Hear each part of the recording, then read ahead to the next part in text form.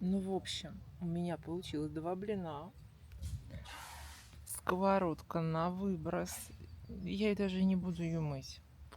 Вот. Я пробовала сделать также в крышке титановой. Ничего тоже не получилось, все пригорело. Это мои лепешки ржаные, которые я делала дома. Хотела попить чай с молоком. Смотрите. Смотрите, как держит форму. Это простокваша, вот как я хотела. Как раз от запора. В общем, сейчас буду использовать сухое молоко.